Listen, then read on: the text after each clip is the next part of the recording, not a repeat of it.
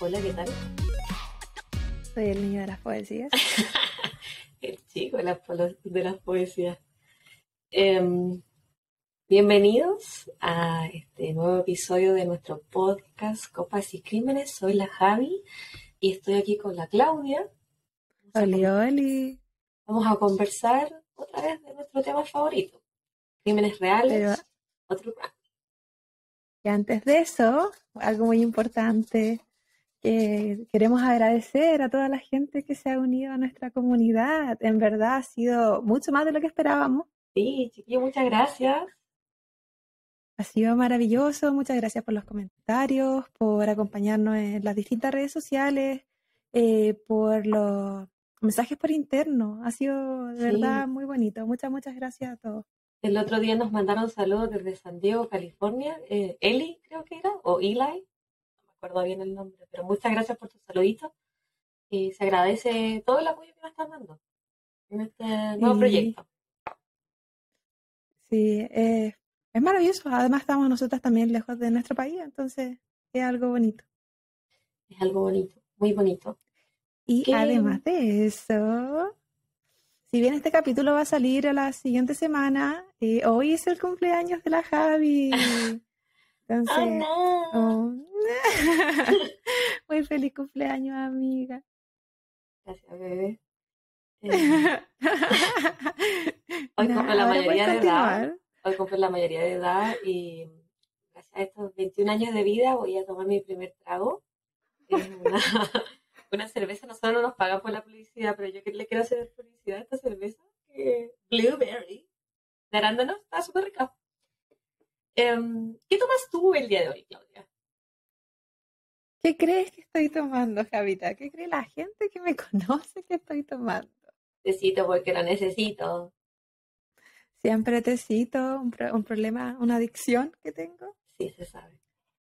Y algún día cuando no estemos grabando, no voy a decir que es muy temprano, No es temprano, para no es nada. temprano, pero para mí sí. Quizás voy a estar acompañándote con la idea original de copas. Es que yo soy las copas y tú son los tecitos, po. Debería Y haber yo soy los llamado copas, tecitos y crímenes. crímenes. Y después eres la prófuga de la justicia. Que se sepa. Hoy día te traigo un tema súper interesante, Claudia. Bueno, para mí Ujú. son todos los temas interesantes, pero este tema es, este capítulo se llama Parricidio en Beverly Hills. Se trata Ok. de los hermanos Menéndez. Antes de comenzar, ¿hay algo más que quieras decir o vamos nomás? Estoy escuchando atentamente, amiga. Lánzate. Ya. Esta información la saqué de biography.com, un artículo escrito por Jordan Zakarin, no sé si lo dije bien, un artículo del New York Times, de Kenneth B. Noble y de un documental también, porque yo soy fanática de los documentales, me los veo todos, de A&E, The Menendez Brothers, Eric Tells All. Ya, Eric lo cuenta todo, se fue de tarro el Eric. Situémonos en la época. Bueno, lo primero vamos a comenzar como en los años 1960 y después el crimen propiamente tal pasó a fines del 89, principios del 90, ya como para mi cumpleaños. Sí, eso te iba a decir. Estábamos Sí, recién nacidas, yo las soy muy bebitas. festiva. No tan. Bueno, comencemos entonces. José Ajá. Menéndez era un inmigrante cubano. Eso, no sé si fue el Congo o la Kaila, pero la escuché moviendo sus cuellitos. Un inmigrante cubano que se vino a Estados Unidos junto a toda su familia cuando Castro tomó el poder de Cuba. Su familia era una familia afluente se dice, no sé, pero con Es dinero, que no sé qué quieres decir. que Oh. tenía, era de clase media alta, ¿ya? De sus ¿En dos, Cuba o acá? sí, en Cuba, antes del Ah, pero comunismo, fue antes. sí, antes de, ¿En qué bueno, año fue eso? ya te dije, como entre los Ah. 50 y 60, ya, porfa, esto no es una clase de historia. Oh. Yo no sé historia, pero fue cuando ellos se vinieron a Estados Unidos cuando Cuba se transformó en un país comunista. Sus padres, los padres de José, eran los dos deportistas de elite. La mamá era una nadadora reconocida en todo el país. El papá jugó fútbol, soccer, no fútbol americano. Cuando llegaron a Estados Unidos, José entró al colegio y a él también le iba súper bien en los deportes, entonces fue becado en el colegio por deportes y estudió en la universidad también becado. En su época universitaria conoció a una chiquilla, ex reina de belleza, rubia, de ojos azules, Mary Louise, que le vamos a decir Kitty porque ese era su sobrenombre, todos le decían Kitty. Ella estudiaba... ¿Y Dime. cómo era su apariencia? Él era moreno, te lo iba a contar después, no te lo quería contar ahora, pero él era moreno, alto, fornido, Siempre tenía cuerpo de superficial, siempre deportista. quiero saber eso. No era feo, pero era alto, pelito oscuro, liso, como más o menos maceteado, musculoso. Se conocieron en la universidad y ella era 3 años mayor que él. Coqueta. Me imagino que tiene que haber sido atractivo para haber estado con alguien Sí, igual era como atractivo del la mundo foto. de la belleza. No, no estoy diciendo que ella era Miss USA. Era Ah, reina de pero belleza, igual. pero puede haber sido de esa reina así como que cuando, cuando esas como ferias que hacen acá, así como la reina del queso, una cosa así. No menosprecies. El queso. En fin, ellos comenzaron un romance y la familia de ella no estaba muy contenta porque él era moreno, era inmigrante y no era una persona adinerada.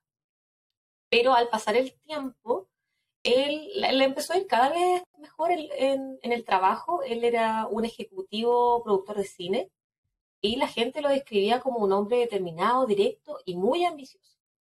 ¿Ya? Quizá ahí estaba su atractivo, pues amiga. ¿El dinero? No, pues determinado, ambicioso. Ah, porque mi mamá dice que el dinero la endulza. Y tú sabes a lo que se refiere. La pirula, el pene. Enferma. El pene. Ella era un poquito más tímida que él, ¿ya? No le gustaba mucho el Saluda a la ambiente Lili. social. No le gustaba mucho. No le mandes saludos a mi mamá, por favor. Déjala en su anonimato. No le gustaban mucho los ambientes sociales. Ella era hija de padres separados y se decía que pasó gran parte de su infancia y adolescencia con largos periodos de depresión y que también tenía problemas del abandono. Entonces Kiri era mucho más retraída que José, que tenía una personalidad mucho más fuerte. ¿Ya? Mientras José trabajaba en el área del cine como productor ejecutivo, ella se dedicaba a su casa, a mantener su casa, aunque tenía personal de servicio, obviamente.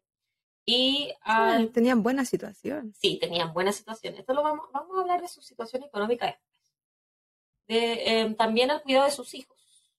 Joseph Lyle Menéndez, que le vamos a decir Lyle, no Joseph, porque nadie le decía Joseph, y Eric, el menor de los dos hermanos. ¿Ya? Decían que esta tarea no era fácil porque los niños eran niños difíciles, se metían en muchos problemas, tenían personalidades explosivas. Lyle era el que Bueno, tenía una personalidad más fuerte. rebeldes, maldadosos, Un malitos. poquito entre rebelde y maldadoso. Y Una Javi. Eric era un poquito más, por favor, no hablemos de mí. Yo sé que soy la principal en esta historia, pero dejémosme en el La anonimato, protagonista. la protagonista de mi novela. Eric era más tranquilo, era más callado y ellos se llevaban muy bien. Los hermanos, entre ellos dos, se llevaban estupendo. Realmente se amaban, decía la gente. A pesar de estas personalidades un poquito explosivas se dice que ellos tenían, también había cosas que hay que mencionar de su infancia. Mojaron la cama hasta un poquito mayor. Se hacían pipí, orinaban la cama hasta más o menos los 14 años. Y Lyle jugó con peluches hasta los 14 años también. Peluches, ¿Tenían algún stuffed animals. retraso? No, no, ¿Algún...? nada, no había un ¿No? rezago. No. También los hermanos eran muy buenos deportistas, sobre todo del tenis. Más tarde, el coach que ellos tenían de tenis dijo que era muy difícil entrenarlos porque José era muy estricto con sus hijos. Los hacía jugar hasta que no daban más, les exigía largas horas de entrenamiento. Era difícil entrenar con un papá como él porque les gritaba todo el tiempo. No era de esos papás que te apoyan, que te dan un poquito más de amor, pero él era muy duro con los niños, Papá muy exigente. muy exigente. En el 84 se mudaron a Beverly Hills, a un barrio donde antiguamente vivió el mismísimo Elton John. Entonces no era un barrio pobre. Ya a estas alturas, José había amasado una fortuna de 14 millones de dólares. Cáchalo. En esa época, estamos hablando del 84, de los 80, 14 millones de dólares, imagínate, ahora serían más de Ay, 20. ahora también está bien. Cuando Lyles, el mayor, salió del colegio, no entró en su primera opción universitaria, pero se tuvo que conformar con Stanford. Sigue siendo una muy buena universidad, Ivy League. Tuvo que conformar. Sí, imagínate, uy, qué terrible conformarse con Stanford. Pero le fue mal, lo expulsaron por plagio. Ah, porque era mal, se portaba malito. Po. Y él, ya esta es una decepción para José, ya porque imagínate, tú eres un productor ejecutivo de cine bien conocido y tu hijo lo echaron de la universidad. Entonces, Lyle se tuvo que volver a Beverly Hills y se fue a trabajar para la empresa del papá, donde también lo echaron por irresponsable. Llegaba tarde o no llegaba, no hacía su trabajo, así que lo echaron. Otra vergüenza para José. Ahora ese entonces, Eric ya había terminado el colegio, había salido de high school y se reunieron los hermanos en Beverly Hills cuando Lyle volvió a la casa y se dedicaron a nada más ni más o menos que empezar a robar la casa de los vecinos. Ah, igual entrete. Un hobby. A quien no, mira, Sí, yo no puedo juzgar aquí, porque yo también robaba. que se sepa. Por eso no puede volver a Quillota. A menores, a menor escala, por eso ya no vivo en Chile. A menor escala sí, porque ellos llegaron a robar un total de $100,000. El José, su papá, pagó la deuda, se cerró el caso y no tuvieron que pagar en cárcel ni nada de eso. Pero también se tuvieron que disculpar con los vecinos que les robaban la casa. Estamos hablando de personas que ya eran grandes, ¿no? Sí, 18 años y ya salieron del colegio. a estas alturas Eric tenía 18 y Lyle tenía 21 años. Y terapia no era opción.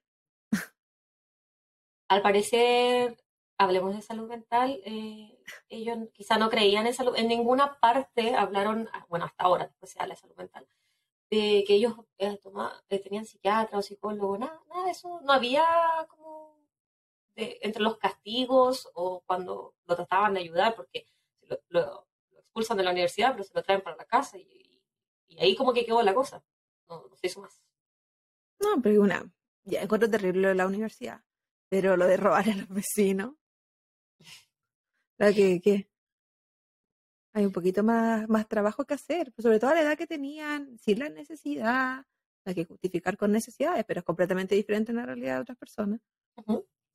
A esta Por altura ya gusto. estamos en agosto del 89, ¿ya? Para que te sitúes en la época. Agosto del 89. Agosto del 89. ¿Ya habías nacido? Sí, tenía Yo no, unas una semanas vez. de vida. Eric tuvo una pelea con su papá, y una pelea fuerte, una discusión fuerte en su casa y habla con Lyle, Eric habla con Lyle y empiezan a planear lo que sería la muerte de sus padres. ¿De Ellos los se dos? dijeron, sí, de sus padres. ¿Y qué Después tenían te en voy a... contra de su mamá? tranquila, eso viene después. Fueron a comprar escopetas y municiones. Pasó, esto fue el 13 de agosto. El 19 de agosto en la mañana, sus padres, José y Kiri, los llevan a un paseo en bote a cazar tiburones. Algo normal. No, súper normal. Pero a mí me han llevado muchas veces a cazar tiburones en un bote. ¿Quién no lo ha hecho? Sobre todo Sobre todo. la tripulación describió a la familia como que no era una familia. Nadie se hablaba, parecían extraños. Los chicos, los hijos estaban en una parte del bote y los papás en otra. Completamente distinta. Era casi como que no hubiesen ido juntos. ¿Ya? Él lo describieron como extraño, la tripulación. Anyways, el 20 de agosto, aproximadamente a las 10 de la noche, José y Kiri Menéndez están sentados en su sala de estar viendo televisión. Ella se queda dormida. Llega Eric y Lyle con 2 escopetas y le disparan a quemarropa por atrás de la cabeza a su papá. En la autopsia después revelaron que el agujero que le quedó en el cráneo a José Menéndez, quizás esto es muy crudo, así que trigger warning, era tan grande que tú podías meter tu puño entero. ¿Y eso por qué sucedió? ¿Por qué era tan grande? Porque le dispararon por atrás en el cráneo. Sí, pero no todas las pistolas dejan un efecto como... Era una Era un tipo escopeta, de... mi amor.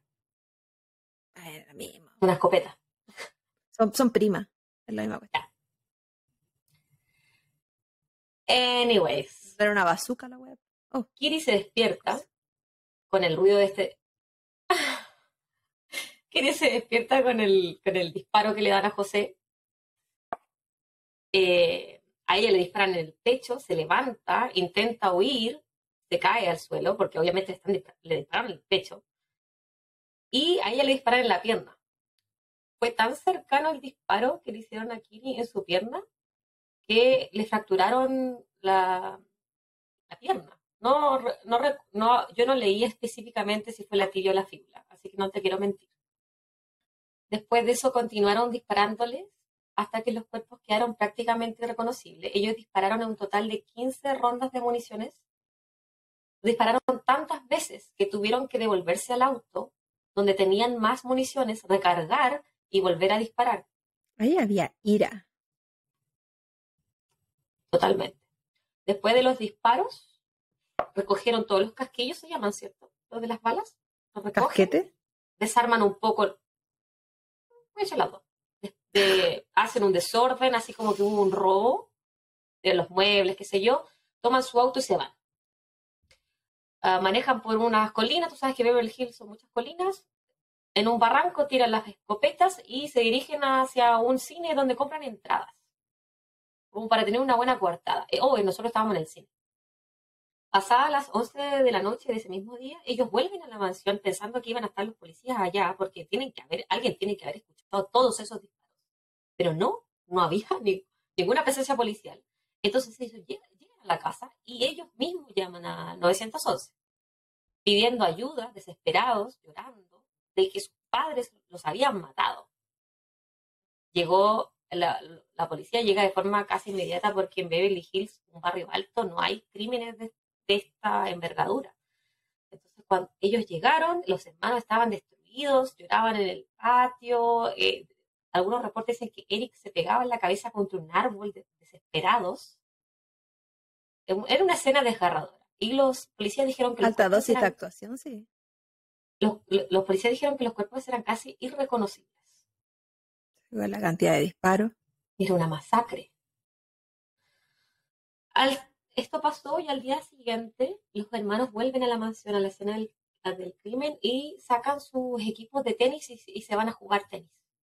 Eso le pareció muy curioso a los policías porque ellos estaban como fríos. O sea, a la noche anterior mataron a tus papás, los destruyeron y tú te vas a jugar tenis al día siguiente. Y la noche anterior uno de ellos estaba pegando en la cabeza del dolor. Uh-huh. Ya se pasó, como yo, un tutito y te sentís mejor. Sí, qué envidia. Así que ganas de olvidar los problemas así.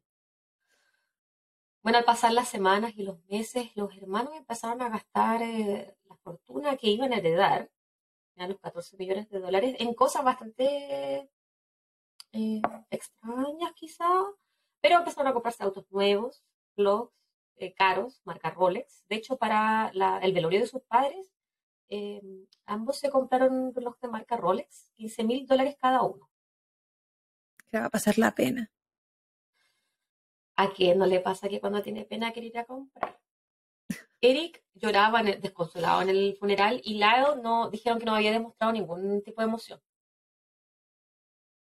Y aquí la policía ya empieza a sospechar cada vez más de los hermanos, de su responsabilidad, de su actuar. Pero ellos no tienen evidencia de que ellos sean culpables. Entonces necesitan algo. Era otra época también. Bueno, uno pensaría que niños, hombres, con dinero, blancos, ambos, de buena procedencia, tú no vas a matar a tus papás, porque ¿quién va a tener problemas cuando tiene dinero? Eso es como una algo que se creía en esa época. Sí, es aún. La gente cree que tener dinero es no tener problemas. Yo no tengo yo tengo lo opuesto. no dinero es No su tengo ni problema, dinero. pero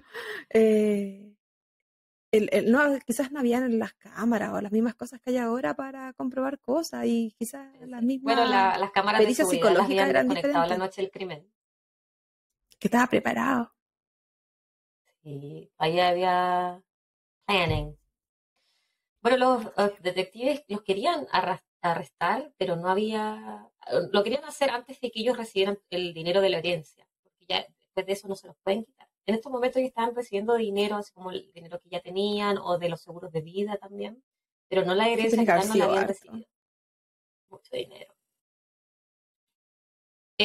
Ya, Lyle sigue gastando dinero de forma eh, exorbitante. Llegó a gastar $700,000 antes de, bueno, los hermanos ambos, $700,000 antes de que los arrestaran.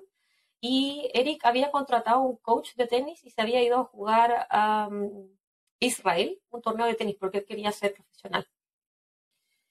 Se acercaron dos personas así a hablar con los detectives. Uno era un amigo de Lyle, que dijo que Lyle le había dicho, ¿tú quieres saber cómo fueron los asesinatos? Yo te puedo escribir como quizás pueden haber sido.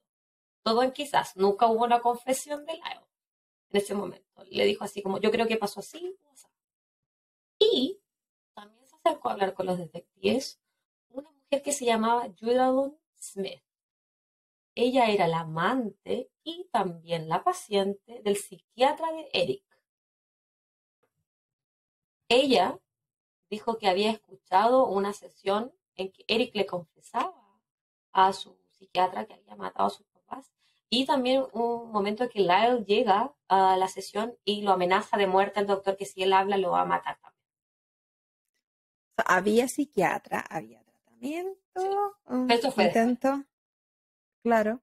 Oh, está en el proceso, Después que lo porque habían matado. no creo que hayan buscado al psiquiatra para así como sentirse mejor después de que lo mataron. Quizá sí, lo ¿Se, vamos a ver después, en un momento más. se habrán arrepentido? ¿Se habrán dado cuenta que era algo malo? Lo vamos a ver después, en un momento más. Ahora vamos a hablar de la decisión por la cual Eric y Lyle decidieron matar a sus papás. Todo comenzó cuando Eric, que estaba pronto a comenzar sus estudios en UCLA, eh, estaba conversando con su papá José y José le dice que Eric va a tener que igual dormir en la mansión, es decir, en la casa, pero una mansión, a pesar de que iba a estar estudiando. Eric pensaba que él se iba a poder ir a dormir a los dorms que tienen, pero José le dijo que no, que él tenía que dormir en la casa de la familia. Y eso a Eric le cayó muy mal. Fue a hablar con su hermano Lyle y estaba ofuscado, le dijo, me tengo que quedar a dormir acá, no puedo escaparme de esta casa. Y le confiesa a Lyle que él sigue siendo abusado sexualmente por su padre a los 18 años. Y Lyle le dice, pero ¿cómo esto todavía está pasando? Tienes 18 años, ¿qué acaso te gusta? ¿Cuál es tu problema? Y Lyle le dice que no, los abusos no han parado y que él no tiene cómo defenderse. José se entera que ellos hablan de los abusos y les dice que los va a matar. El hermano le dice, ¿cómo aún no ha parado? O sea, él supo que existían antes y estaba, no entiendo su reacción. Lyle también había sido abusado sexualmente por su papá. Y había Te lo parado voy a decir hasta después. cierto Y había punto, parado porque Lyle ya no vivía en la casa. pero no porque era más grande o Era no solo porque ya solamente no porque ya estaba no ahí. vivía. Sí. Era tal la superioridad del papá con los hijos, no solo a nivel de competitivo o en lo que ellos hacían, sino que era dominancia completa, incluso Uh-huh. sexual. Qué terrible. Durante sus vidas muchas veces José los había amenazado de muerte, sobre todo si ellos hablaban de los abusos el uno con el otro, porque no quería que este secreto familiar saliera a la luz. Claro, que pierde el Entonces, control. esta pelea pasó el 13 de agosto, ellos hablan el tema y Lag le dice, ¿sabes qué? Él nos va a matar, tenemos que matarlos nosotros primero. Cuando los Y la llevan mamá, a este ¿qué pasa? paseo, tranquila, amiga, ya voy. Cuando los llevan a este paseo en bote a cazar tiburones, ellos pensaron que los iban a llevar al mar a matarlos y que lo iban a tirar al mar. Entonces ellos estaban aterrados, decían, hoy nos van a matar. Y al día siguiente le dijeron que no podían salir de la casa, el 20. Ellos pensaron que lo iban a matar todo el día, ellos aterrados porque sus papás los iban a matar. Y por eso deciden matarlos a escopetazos. ¿Ya? Fue como una prevención en su cabeza de lo que les iba a pasar a ellos. Y es entendible que pudieran pensar algo así si es que habían sido abusados, torturados toda su vida. Entonces, matarlos no era algo inesperado en su cabeza. Esta confesión de los abusos, Eric se la hace una vez que ya estaba preso. Cuando Judah Alon Smith va y dice, hey, yo escuché esto, yo sé que ellos lo mataron, se los llevan presos. Están en jail, no en la prisión. Y consiguen obviamente abogadas. Y Eric le confiesa primero a un sacerdote que él había sido abusado sexualmente por su papá y después le dice a su abogada.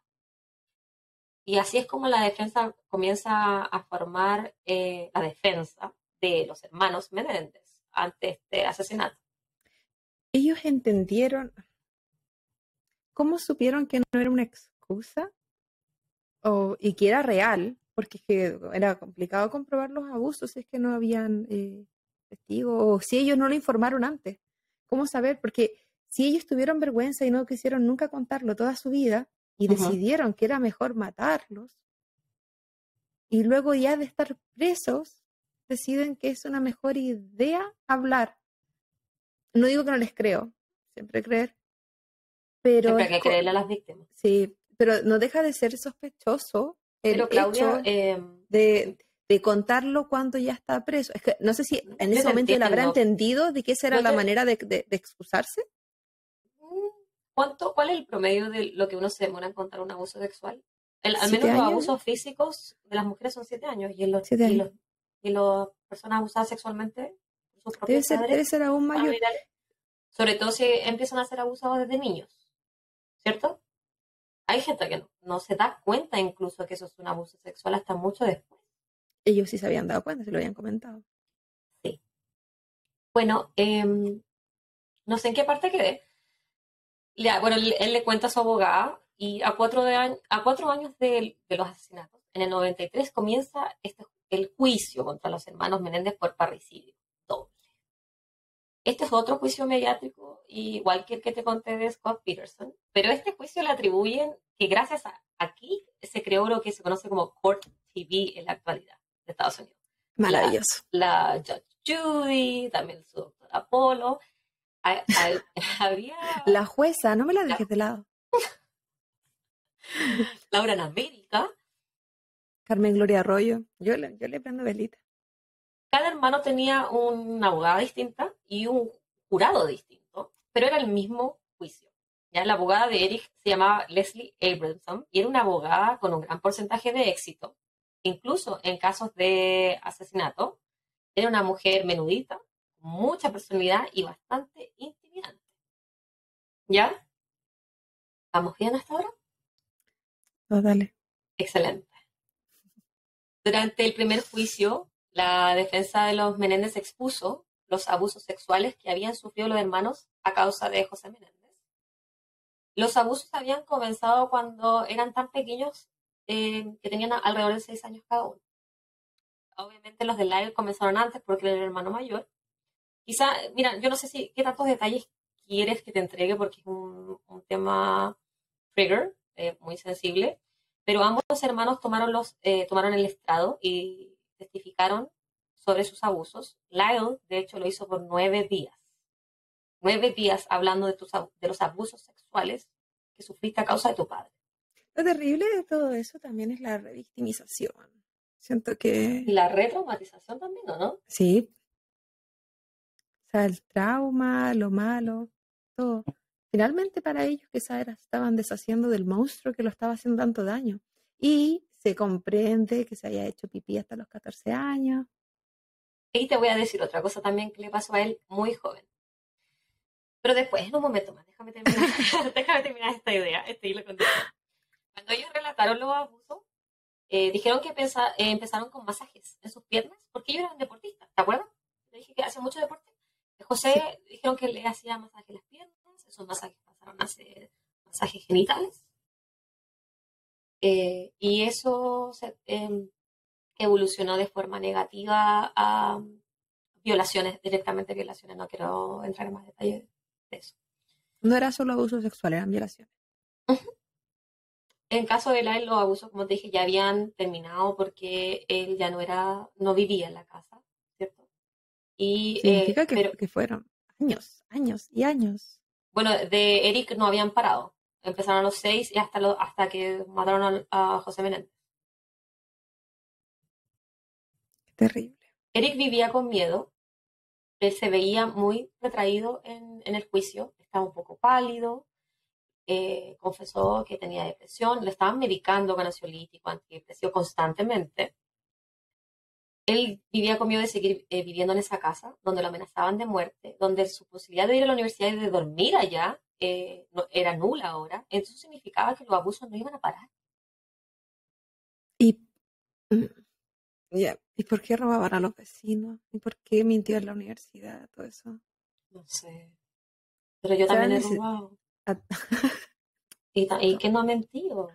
O sea, quizás son no, escapes también. sí, eso sí, escape, El necesidad de tema que atención. dijeran que ellos eran niños problema, eh, hay que tener un escape. O sea, ellos estaban pidiendo a gritos ayuda, bajando la Probablemente. cama, jugando con peluche a los 14 años. Lyle también dijo, cuando él estaba hablando como testigo en su propio juicio, que Kitty, su mamá, también lo había abusado tanto física como sexualmente a partir de los 11 años. Lyle Menéndez usaba un peluquín porque él había perdido su pelo a los 12 años. Claudia, yo vi un Eso, documental, esa como perdona por alopecia interrumpirte, nerviosa, ¿cómo se llama esa perdona por alopecia? interrumpirte, pero yo vi un documental la otra vez de los abusos sexuales en los Boy Scouts acá en América, y había una víctima que contaba que él había perdido su pelo completamente a los 13, y obviamente él era víctima de abuso sexual. Yo creo que ahí hay una conexión entre la pérdida del cabello y el trauma físico, psicológico Es y que está emocional. lo que te mencionaba, la alopecia por causas nerviosas, por No sé. estrés. Él usaba un peluquín, tenía pelito como alrededor, pero usaba un peluquín aquí. Y Eric no sabía esto, él se entera después, antes que mataran a los papás, él se entera de que su hermano usa peluquín porque es un secreto. Eso te iba a decir, que el capítulo anterior era la Casa de los Secretos, este era la Casa de los Secretos. Amiga, la mansión. La verdad es que Terrible. yo que me he visto muchas grabaciones y documentales de los hermanos Menéndez, siento que eso es tan terrible escuchar cómo ellos relatan los abusos. De hecho, tú ves cuando Lyle está en el estrado comentando el abuso, Eric se muerde la mano, llora, mira para abajo. Eric cuando toma el estrado casi no podía hablar, solo lloraba. También cuenta que su hermano había abusado sexualmente de él, muy chiquititos los dos, probablemente imitando lo que hacía su papá. Es que existe una sexualización de los niños, ya, me quiero psicóloga ahora. Eh, existe una sexualización de los niños luego de sufrir abusos. Entonces, Obviamente, porque ellos hacen, no conocen sí, más, es tu realidad. ¿Tú piensas que eso está bien? no sabes lo que están haciendo. Sobre todo si te dicen que es un acto de cariño. Sí. Estos testimonios que dieron los hermanos sorprendieron mucho al público en general, al jurado también, porque en esta época, estamos en el 93, no se hablaba mucho de abuso sexual hacia menores, menos de incesto y menos en un estrato social alto. Aparte que esto no le pasaba a los hombres, solo a las mujeres. Era un tema tabú igual. Tema tabú Y yo creo que completamente. sigue siendo. Sí, hasta cierto punto Sigue, sí. sigue. O sea, si bien hay todo un movimiento donde quizás las mujeres están usando más la voz y todo, Me Too. para un hombre, por un tema de estigmatización, sobre todo en comunidades más machistas y no sé, que de repente la gente. Es que al hombre no le Entonces pasan esas cosas, porque ¿cómo van a les ser víctimas si cuesta, tienen que ser fuertes? ¿Cierto? Eso es la creencia. y a la vez también es que si te pasa, es que la culpar a la víctima siempre. Y la víctima ya se culpa a ellos, la víctima se culpa sola. Sí. Por eso no hablan. Los fiscales y la prensa decidieron llamar a la defensa como the abuse excuse, la excusa de los abusos, para desacreditar a los hermanos Méndez. Que ellos estaban inventando todo esto. Lo porque... que te mencioné hace rato. Exactamente. Soy como la prensa. Tú eres la prensa, siempre en contra de la víctima. La defensa durante el primer juicio utilizó un total de 51 testigos a favor de los hermanos Menéndez. Nadie, absolutamente nadie, habló a favor de José Menéndez. Todas las víctimas, o sea, todos los testigos decían que él era cruel, desagradable, una mala persona. Incluso hablaron familiares de tanto de José como de Kiri. Algunos familiares, como la hermana de José, testificó a favor de los hermanos. La hermana de Kiri, sobrinos de Kiri, pudieron corroborar dicho de los Menéndez sobre los abusos. Una sobrina de Kiri dijo que ella había vivido durante su adolescencia un tiempo con los Menéndez y que Lael se había acercado a ella un día y le había preguntado si era normal que su papá le masajeara los genitales. Ella fue con esta información a decirle a Kiri lo que le había dicho Lael y Kiri le había dicho que no se metiera en problemas, que dejara el tema hasta ahí y que eso no se hablaba. Kiri también tenía problemas con el alcohol y el abuso de drogas prescritas, ¿se dice? No, nada que ver. Drogas legales. Antidepresivos, ansiolíticos. Primo entregan los doctores de los Menéndez, que también vivió con ellos. Él era de una edad más o menos la misma edad que ellos tenían. Dijo que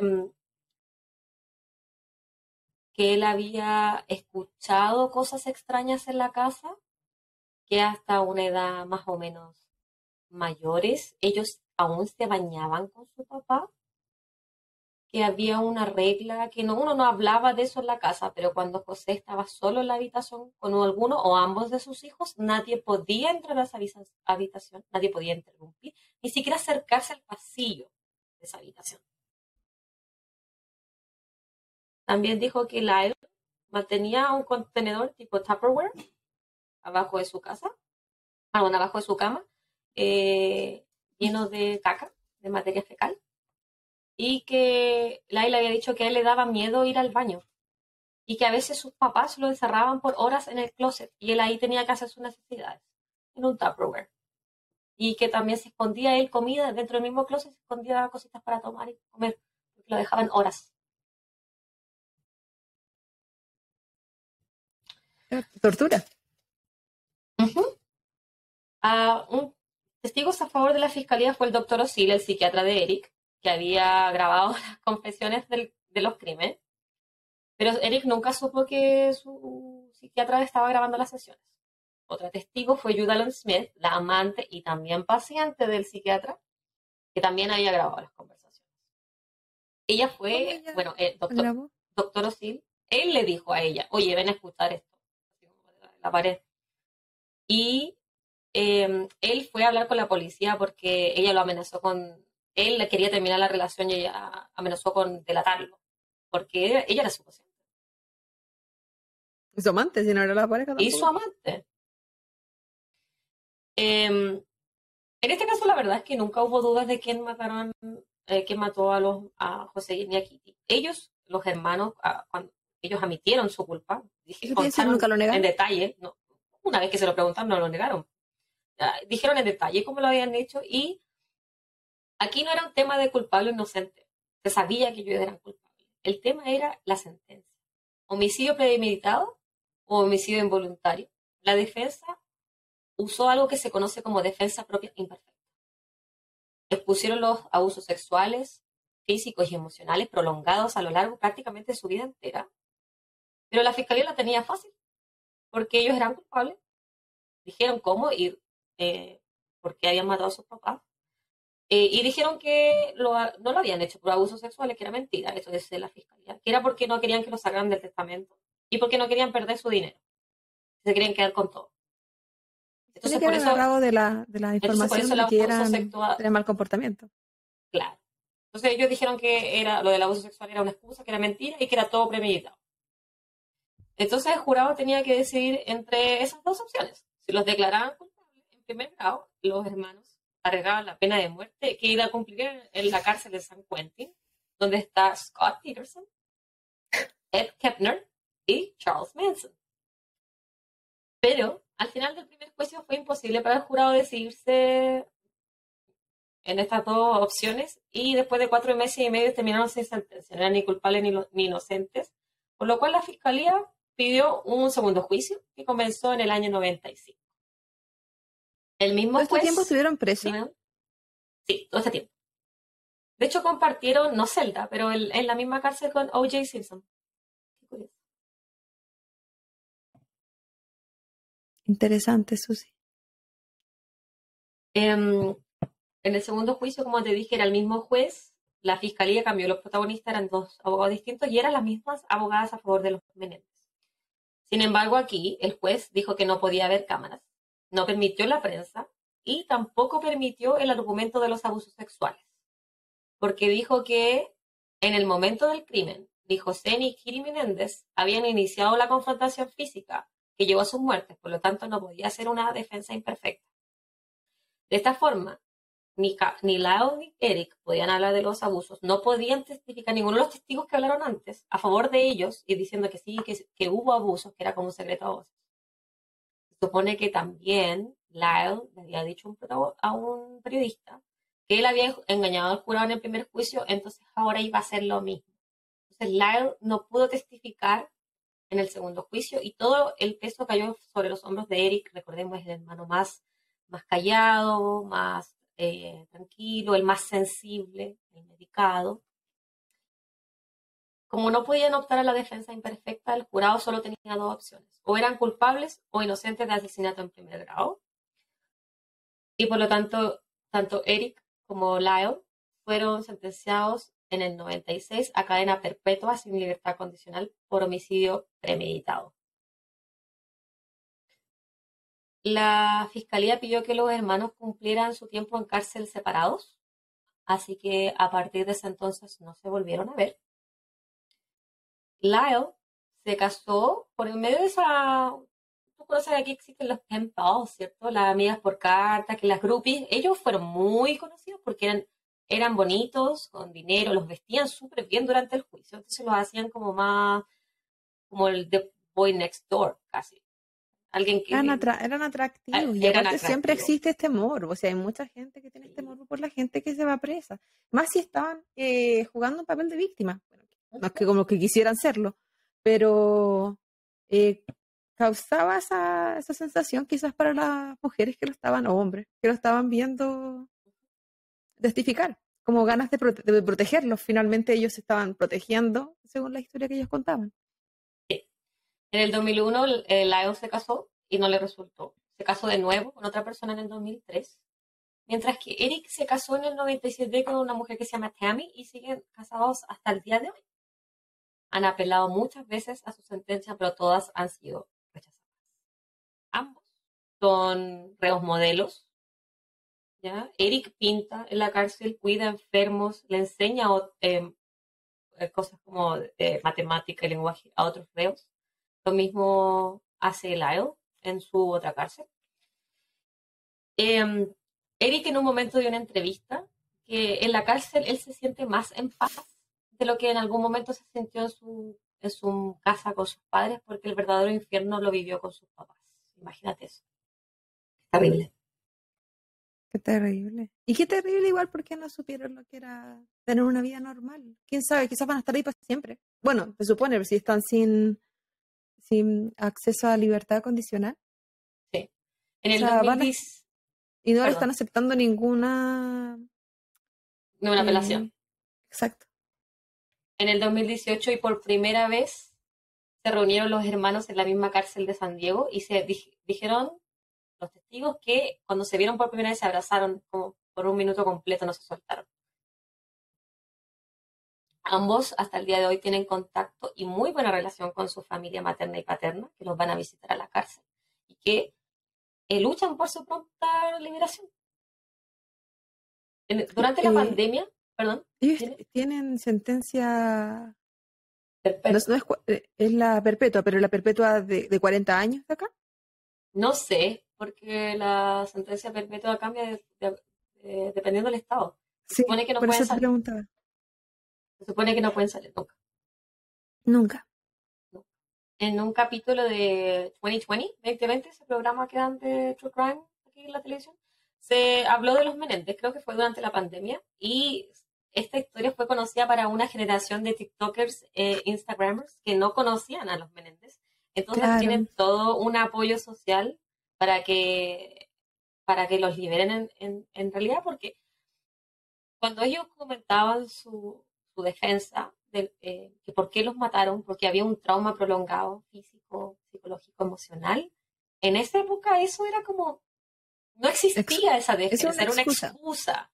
Hoy día se conoce y se sabe y se entiende mucho más lo que son los abusos sexuales, cuánto se demoran las víctimas en hablar de eso, Y sobre no solo todo en si es hablar, un sino mismo que núcleo si no hubo familiar. tratamiento, ellos estuvieron eh, cobijando esta rabia, esta desesperación, una mezcla de sentimientos que finalmente iban a explotar de alguna forma en algún momento. Y si Estaban tú te, viviendo con un monstruo, con dos, en su propia casa. Y si tú sientes y te dicen, al menos eso es lo que ellos decían, que los amenazaban de muerte. O sea, es súper difícil ponerse los zapatos de estos niños que no pudieron ser niños, que se transformaron en adultos poco funcionales por sus traumas prolongados. Torturados muchos años de su vida. A mí no me sorprende que a Lyle lo hayan expulsado de la universidad después de todo lo que leí de él, de todos los abusos. A mí no me sorprende. No me Quizás no se sorprende que sabían buscaran comportar. robar. Evidentemente su papá ni su mamá se sabían comportar tampoco. No, pero bueno, y tampoco sabemos que el historial de ellos para atrás, no los voy a justificar en ningún caso, pero quizás pasaron por lo mismo. Ah, yo sí lo justifico. No, estoy hablando de los papás. Ah, yo pensé de los niños. Que los papás hayan pasado también por abuso en su pasado, no se sabe. No, Y pues que no haya se sido sabe. solamente una réplica de comportamientos y abusos. A veces son cadenas familiares, Mm, sí, tienes razón. pero terrible. Y esa es la Ah, historia. ahora hay un nuevo Es movimiento entonces, como Free Britney, pero ahora sí. los Free Meneses. ¿Meneses? Menéndez. Menéndez. Una hora Sí. hablando de ello y todavía no sé el apellido. Sí, pues, me gustaría que los liberaran igual. Yo los apoyo completamente. Será como justicia social, que de Sí. repente poco existe. Difícil que le hagan otro juicio si no tienen pruebas nuevas. Y no, y el segundo juicio además no fue como muy amable con ellos tampoco, No, que les no, sí, quitaron todas las ahí armas que había. tenían. Durante el juicio, igual la abogada de Eric se enfrentó muchas veces con el juez que él no estaba siendo imparcial.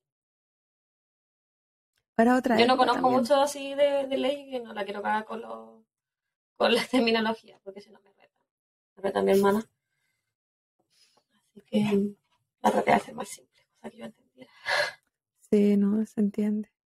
Qué bueno al menos que no han tenido tan mala experiencia en la cárcel, no es la historia de Mm. todos. Otros han vivido el infierno cuando estaban Ujú. presos. Pero ellos no, Y de hecho han pensé que me surgido. iba a contar que le siguieron pasando la misma situación en la cárcel, que se sabe que también pasa. Pero Es terrible. generalmente, sí. Pero no, ellos se han ido bien y son reos modelos. O sea, imagínate que Eric tiene un programa, él está encargado de cuidar a los enfermos terminales en la cárcel. Es que, claro, como decíamos antes, cada Y cárcel tiene súper bien. su mundo y cada estado tiene sus leyes. También depende si la cárcel es privada o no. Es Ujú. súper diferente. Hubo un tiempo, nada que ver con este tema, que había una cárcel en Nueva York que entregaba educación para reos modelos. Entonces, cuando salían muchas veces de su tiempo en la cárcel, salían con carrera universitaria, salían con herramientas. Entonces, ya Me cuando debería haber salían ido presa, me saldría gratis. ese fue el problema con esa cárcel. La gente estaba en contra de que le entregaran una herramienta a los presos, porque decían, ¿por qué entonces nosotros tenemos que pagarlas y ellos no? Y bla, bla, bla. En ningún caso estaban pensando, estamos entregando la oportunidad a alguien que cuando salga no va a reincidir en algo que nos está afectando a todos como sociedad. Eso no se estaba viendo en ese momento. No. entregarle educación es entregarle herramientas a alguien que no lo tenía y Que que rehabilitar, finalmente y es evitar cualquier o prevenir reinserción. Sí, sí, eh, entiendo. es como una ayuda para la sociedad, no solamente para la persona. Y sí, Ujú. sería maravilloso que educación gratuita y de calidad, pero sabemos que menos en este país. No quiero nada gratis. No, señores. Muy interesante tu tema, Javita. No, no conocía esta historia. Y Así generalmente que te traigo historias que tú no conoces. Yo soy muy vintage. sí, siento que soy como media obsesiva y cuando conozco una historia siento que me quedo pegada en esa y veo muchos documentales o me pongo a leer o me pongo a buscar en internet o incluso en redes sociales por si tienen, es que a veces tienen, pero no salgo de las historias que ya conozco. Ujú. Estaba muy, muy interesante Muchas y gracias. ojalá se haga justicia por ellos. Ojalá que tengan la posibilidad de reinsertarse en la sociedad y vivir la vida que no pudieron vivir. O algo similar, algo Exactamente. mejor de lo que le entregó la vida. Sí. De repente pensar que nacieron eh, víctimas de la sociedad, de sus papás, que es de la sociedad misma, y después no hubo justicia que les hiciera eh, que valiera la pena vivir. Qué bueno que sean tan positivos, yo probablemente no lo hubiese sido.